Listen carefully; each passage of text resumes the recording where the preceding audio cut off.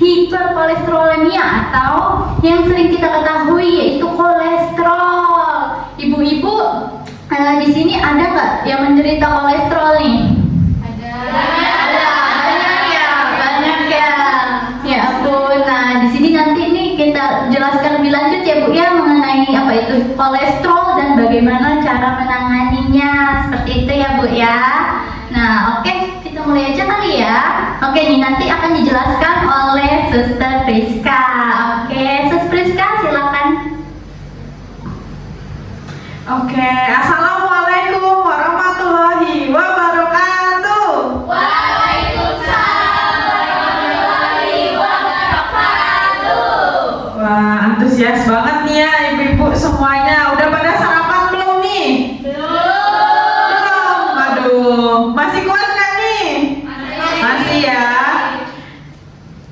Nah, ibu-ibu pepatah mengatakan tak kenal maka tak sayang. Ya, betul tidak? Ya, baik. Perkenalkan, nama saya Priska Susila. Saya mahasiswa dari Stikes Rumah Sakit Husada. Saya di sini bersama rekan-rekan saya, ada Suster Rebecca dan Suster Aziza. Nah, ibu-ibu, di sini kan kita mau ngebahas tentang kolesterol ya. Sebelumnya ada yang tahu nggak kolesterol itu apa, ibu-ibu? Ayo, tahu nggak? Ada yang tahu nggak? Cuma pegel-pegel doang. Taunya cuma pegel-pegel doang. Ya benar ya ibu-ibu ya. Sebelumnya saya mau kontrak waktu dulu ya ibu-ibu. Kita membutuhkan waktu 30 menit ke depan untuk membahas tentang materi kita hari ini. Saya berharap ibu-ibu semuanya bisa menyimaki materi kita. Nanti kita ada sesi diskusi, tanya jawab dan lain sebagainya ya ibu-ibu ya. Nah, baik ibu-ibu, kita akan membahas materinya ya. Nah, tadi benar ya kata ibu, siapa tadi namanya? Ibu Nur. Nah, benar kata Ibu Nur, ada pegel ya kan ya. Nah, pastinya orang yang menderita kolesterol tuh ada pegel, bengkak dan sebagainya. Nah, sekarang kita lihat. Nah, apa itu kolesterol? Kolesterol itu adalah penyakit kolesterol merupakan gangguan kesehatan yang diakibatkan karena terjadinya penumpukan kolesterol, darah kolesterol. Nah, jadi akibat apa namanya? Kolesterol itu bisa diakibatkan tekanan darahnya tinggi, terus dia juga bisa ada bengkak, terus pegel. Pastinya ibu-ibu ngalamin semua nih kan? Nah, jadi peningkatan kolesterol yang cukup tinggi dapat menjadikan salah satu faktor yang mengganggu kesehatan, bahkan dapat menyebabkan membahayakan kesehatan kita ibu-ibu. Nah, jadi kalau kita terlalu tinggi kadar kolesterol pastinya ada efek samping. Nah, jadi kadar normal kolesterol itu kurang dari 200. Nah, kalau lebih dari 200 itu berarti kadar kolesterolnya terlalu tinggi. Nah, ibu-ibu di sini udah pernah cek kolesterol belum? Sudah. Nah, terus nah, di sini ada penyebab kolesterol ibu. Nah, yang pertama itu ada pola makan dengan tinggi lemak. Nah, ini yang suka makan rendang nih siapa nih? Nah, suka makan gorengan. Nah, itu bisa mengakibatkan kolesterolnya itu tinggi ya ibu-ibu. Terus ada kebiasaan merokok. Nih ibu-ibu nih ada yang merokok nggak? Nggak ada ya, nggak boleh ya merokok ya. Ada yang merokok. Yo, aduh ibu Nur itu dikurangin ya bu, kalau bisa jangan merokok ya bu ya. Nah, terus ada jenis kelamin. Nah, kenapa jenis kelamin itu termasuk bisa mengakibatkan kolesterol? Jadi perempuan itu lebih identik bisa maksudnya lebih tinggi, bisa mengakibatkan kadar kolesterol tinggi ketimbang laki-laki ya bu ya. Terus ada genetik. Nah, kalau genetik itu dari keturunan, misalnya dari kakek nenek kita, orang tua kita, pasti beresiko besar untuk diri kita. Nah, terus ada obesitas. Obesitas itu apa sih sus? Obesitas itu berlebihan berat badan. Terus ada aktivitas fisik yang kurang. Ini ibu-ibu ada yang suka olahraga nggak? Nah, kok cuma satu orang, ini yang lainnya nggak suka olahraga nih. Nah, jadi olahraga itu penting ya ibu-ibu. Oh, udah capek. Nah, terus ada tanda dan gejala hiperkolesterol. Nah, Yang pertama ini ada sakit kepala. Pernah ngalamin nggak sakit kepala? Sering. Nah, terus ada nyeri dada, terus ada kelelahan, gangguan pencernaan, terus nyeri di bagian tubuh, beberapa bagian tubuh kayak misalnya belakang, leher, betul. Nah, terus ada tekanan darah tinggi, terus ada rasa sakit atau pegal di tengkuk kepala. Benar tadi itu kata Ibu Nur, ya kan, suka pegel. Nah, terus ada pegal sampai ke pundak. Nah, lalu ada kakinya bengkak. Jadi kalau orang kolesterol tuh kakinya bengkak, ibu-ibu. Susah buat jalan, susah buat aktivitas, benar nggak tuh? Nah, terus kita lanjut. Nah, di sini ada cara pencegahannya, ibu-ibu. Nah, yang pertama itu ada diet sehat. Jadi penting itu ibu-ibu untuk diet. Jadi biar nggak terlalu mengonsumsi makanan yang terlalu tinggi lemak. Nah, terus ada olahraga teratur. Jadi ibu-ibu yang nggak suka olahraga mungkin besok bisa jalan ke depan, jalan kaki, tapi jangan pakai motor ya ibu-ibu ya. Terus ada menjaga berat badan ideal, berhenti merokok nih. Tadi Ibu Nur harus berhenti merokok, Bu Nur. Nah, terus ada pemeriksaan kolesterol rutin. Jadi nanti gula kolesterolnya harus dipantau ya ibu-ibu ya. Nah, terus ada mengelola stres, membatasi konsumsi alkohol. Ada yang minum alkohol nggak di sini? Ada yang suka? Ibu siapa tuh? Ayo ibu. Ibu Siti, dikurangin ya Bu. Kalau bisa jangan sering konsumsi alkohol ya Bu ya. Nggak boleh tuh. Nggak boleh, karena itu kan pasti ada efek sampingnya terutama ke seluruh badan ibu. Terus bisa mengakibatkan komplikasi. Ini salah satunya bisa kena kolesterol ibu. Nah, terus ada memperbanyak asupan serat. Terus ada mengonsumsi makanan penurunan kolesterol. Itu ibu. Nah, di sini nih ada makanan yang tidak boleh dikonsumsi oleh penderita kolesterol. Yang pertama itu ada gorengan. Yang suka makan gorengan siapa? Wah, suka makan gorengan. Soalnya saya jualan gorengan. Oh, jual gorengan. Waduh, enak gorengannya. Wah, jadi untuk gorengan boleh ibu konsumsi, namun tidak boleh konsumsi yang berlebihan ya ibu ya. Terus ada seafood. Nah, itu segala seafood itu nggak boleh kayak udang.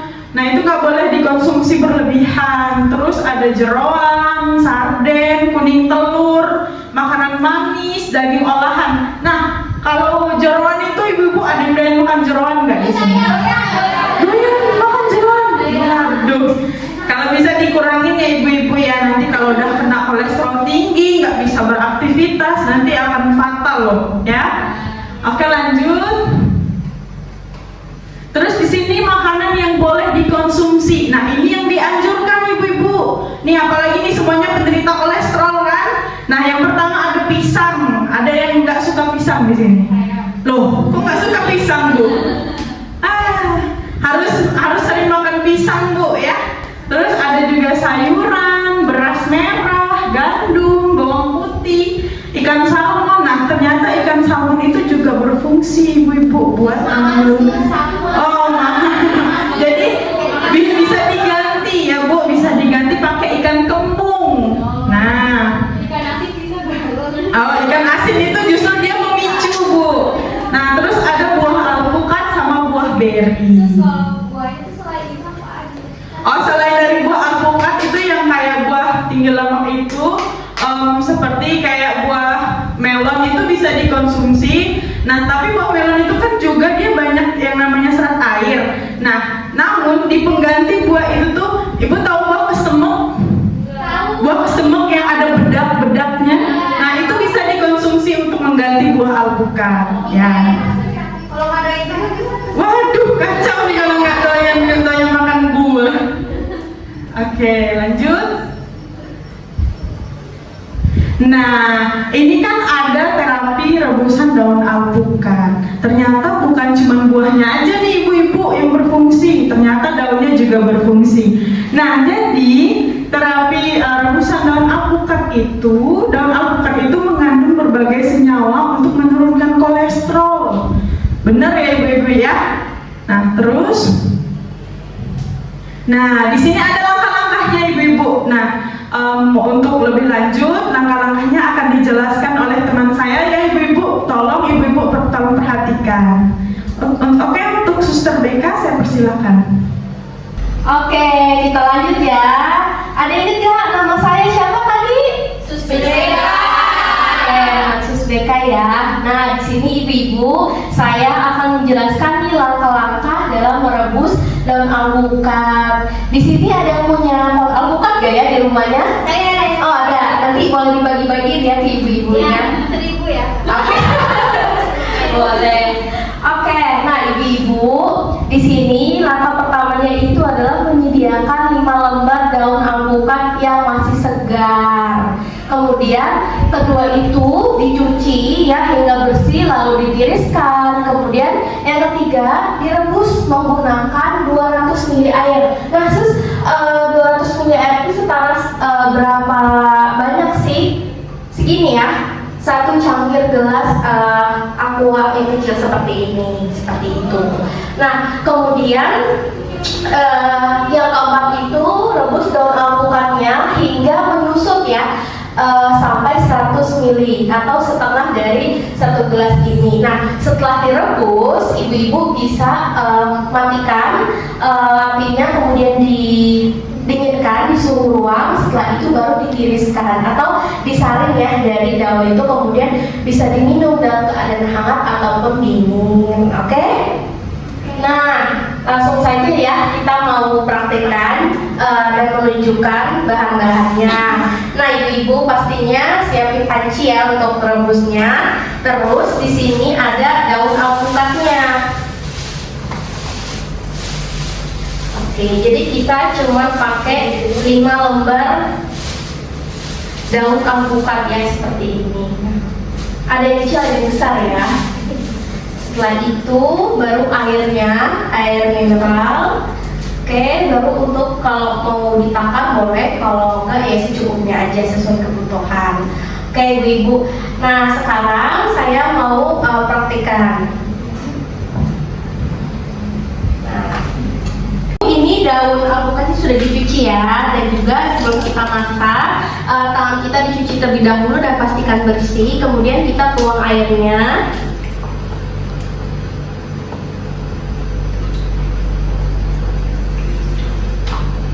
Nah, setelah itu baru kita masukkan nih daun alpukat yang sudah kita cuci bersih tadi ya. Seperti ini, nggak usah dipotong-potong atau dilipat, cukup di seperti ini aja.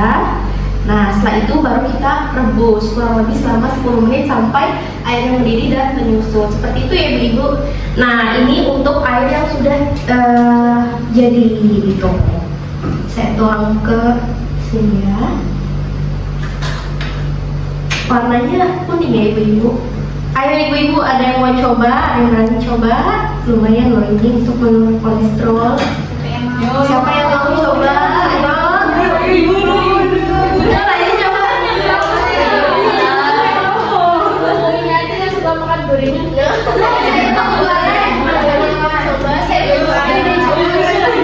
Ayo siapa yang mau? Boleh? Ibu Ati mau coba? Ini tidak memiliki rasa ya ibu ya. Saya sudah coba, tidak pahit dan juga tidak telat. Jadi tambah rasanya. Biasa aja. Kayak biasa. Coba dicek lagi. Oke. Gimana rasanya, Bu? Gimana rasanya? Kok enak? Kayak pahit gitu. Pahit-pahit ya. Gak begitu pahit ya. Rasa daun sih. Tapi nggak apa-apa bermanfaat kan? Iya. Makasih, Oke, nah ibu, tadi yang sudah dicoba oleh Ibu Ati, ya, dan juga bermanfaat ya katanya ya. Jadi penting sekali untuk ibu-ibu untuk minum daun alpukat ini. Nah, untuk konsumsinya itu kapan aja sih ibu-ibu?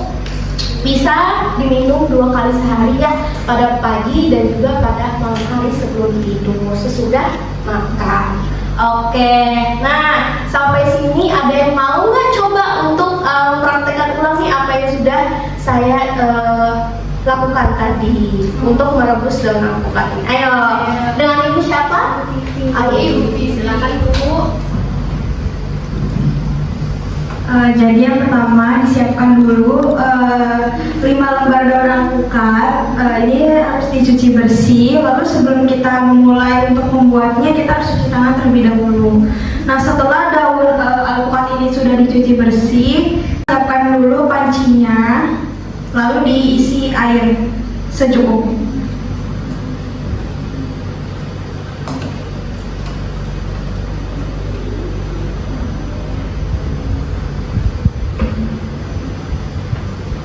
Masukkan air ke panci, lalu daun alpukatnya ini kita masukkan barengan ke sini. Setelah itu direbus 10 menit. Nah, kalau sudah selesai direbus, bisa disaring terlebih dahulu untuk mengambil airnya. Nah, kalau udah jadi nanti hasilnya seperti ini. Nah, untuk konsumsi rebusan daun alpukat ini tuh bisa dikonsumsi 2 kali sehari. Oke, terima kasih ya Bu Vivi ya, berarti sudah menyimak ya bagaimana cara masaknya, kemudian juga berapa kali dikonsumsinya. Nah, sekarang adalah sesi tanya jawab nih. Siapa dari ibu-ibu di sini yang mau bertanya tentang rebusan daun salam ataupun tentang penyakit kolesterol itu sendiri? Boleh angkat tangan? Ayo, boleh. Wah, semangat banget ya Ibu Vivi ini. Sebentar ya Bu. Terus saya mau tanya, kalau misalnya saya kasih ke anak saya yang umurnya masih 20-an tahun, itu boleh nggak kayak gini ya? Ya, daun alpukat rebusannya itu.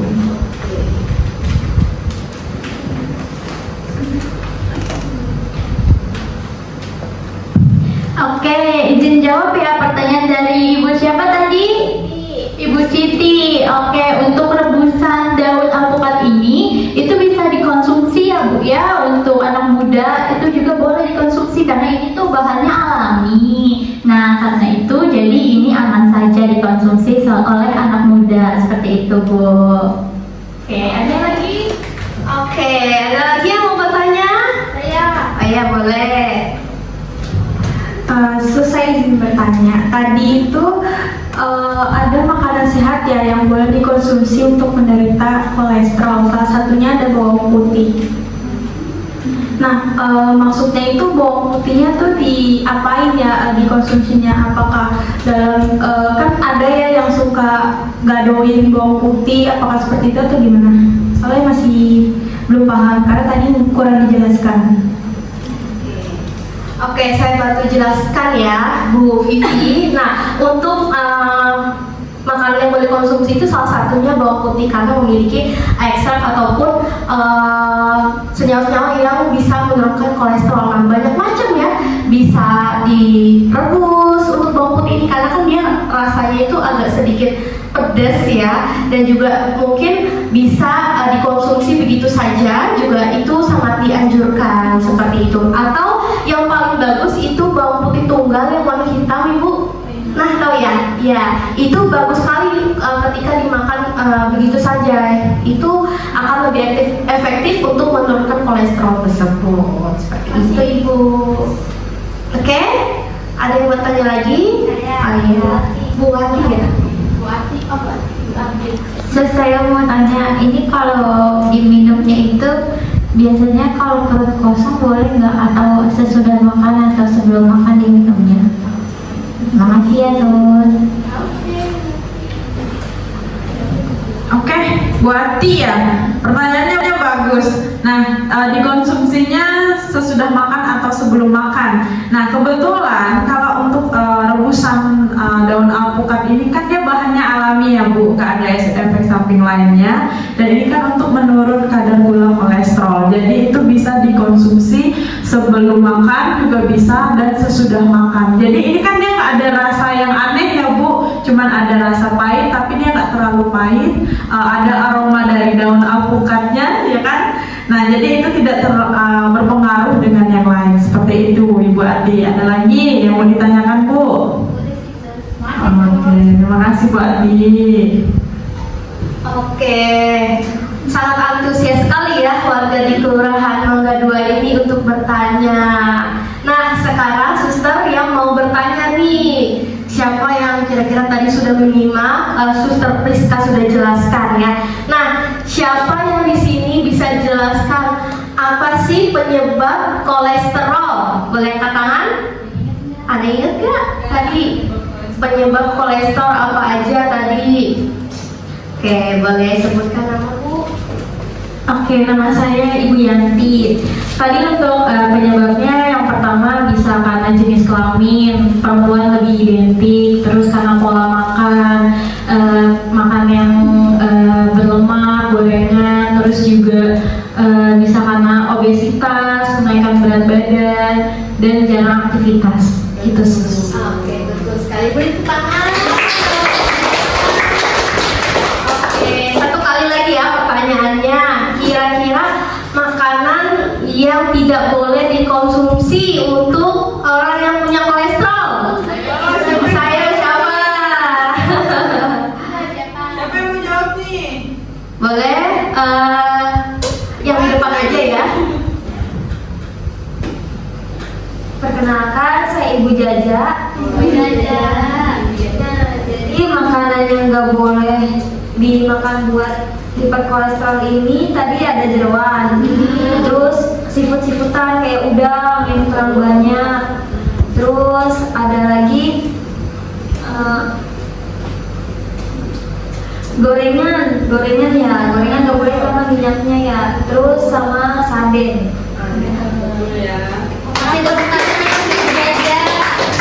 Terima kasih Bu Jaja. Nah, sekarang makanan yang boleh dikonsumsi dan dianjurkan, siapa yang tahu? Bu Nur ya. Tadi dijelaskan susternya, yang pertama itu buahnya alpukat, terus pisang, terus satunya lagi apa ya? Sayur. Ini ikan salmon sama ini bawang putih. Benar ya suster ya? Benar sekali Bu Nur. Oke, terima kasih ya untuk ibu-ibu yang sudah sangat antusias untuk bertanya dan juga menjawab di penyuluhan kita pada hari ini ya. Oke, baik, saya kira ibu-ibu di Kelurahan Mangga 2 ini sudah mengerti ya tentang pencegahan dari kolesterol dan juga terapinya itu, yaitu salah satunya untuk yaitu merebus daun alpukat ini. Oke, baik. Ibu-ibu mau melakukannya tidak di rumah? Mau ya. Oke, semoga bermanfaat dan juga kolesterolnya bisa turun dan juga ibu-ibu bisa sehat kembali. Oke, ibu, untuk penyuluhannya saya akhiri. Nah, di sini saya punya leaflet ibu yang bisa ibu-ibu bawa pulang dan juga dibaca kembali di rumah. Gimana sih tadi yang dijelasin sama suster-suster di sini terkait kolesterol dan juga untuk membuat rebusan daun alpukat ini. Oke ya. Nah, ini saya bagikan. Makasih ya, suster. Iya. Makasih serius. Oke. Baik, saya Suster Rebecca dan rekan saya Suster Priska dan juga Suster Adija Jara. Kami pamit undur diri. Mohon maaf jika ada penyampaian salah kata dari kami. Wassalamualaikum